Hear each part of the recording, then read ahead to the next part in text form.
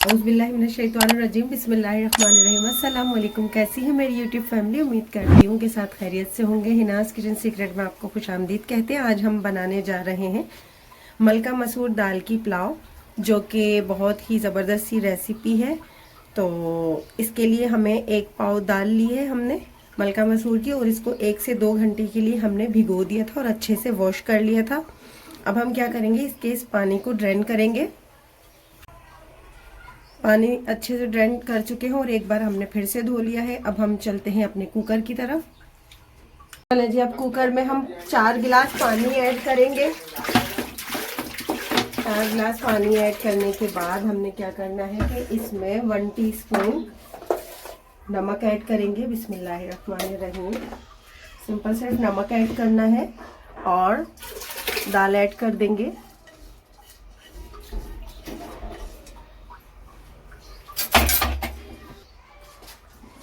इस तरीके से बस स्पून चला देंगे इसके अंदर और कुकर के कैप को हम बंद कर देंगे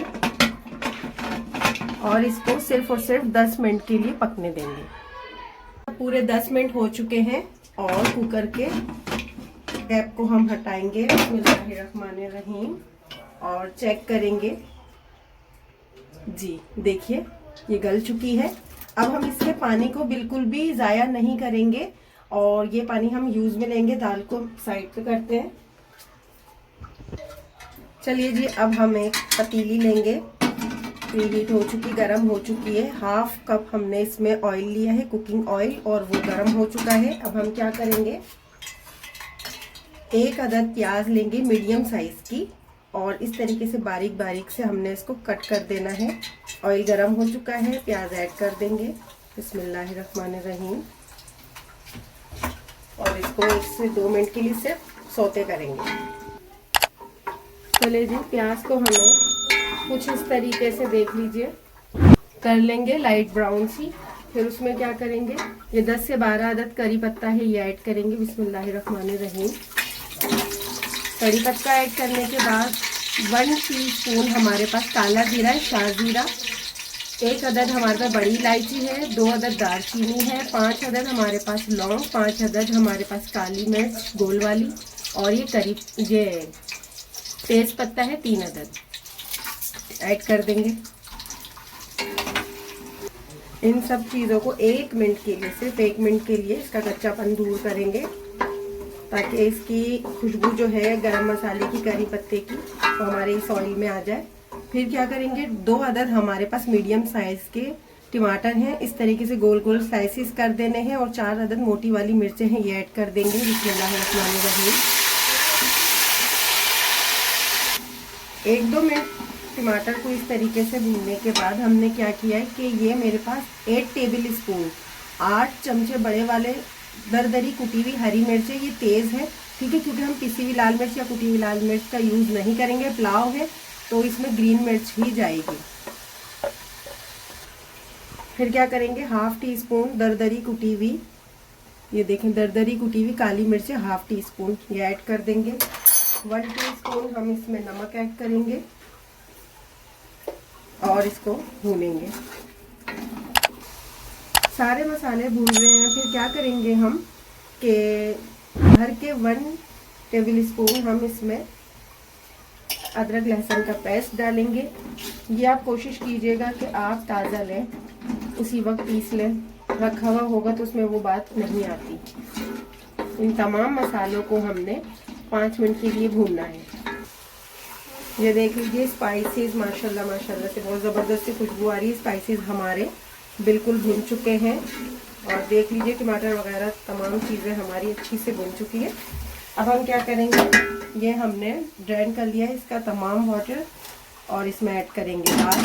इसको 1 से 2 मिनट के लिए बस इस तरीके से भूनेंगे अच्छे से। हमने 1 से 2 मिनट दाल को डाल के और मसाले में ऐड कर लिया। अब हम क्या करेंगे कि ये हमारे पास भीगे हुए चावल है, 15 से 20 मिनट के लिए बासमती है, 15 से 20 मिनट के लिए भिगो दिया, अच्छे से वॉश कर दिया। वॉश करने के बाद अब हम इस दाल में ऐड करेंगे।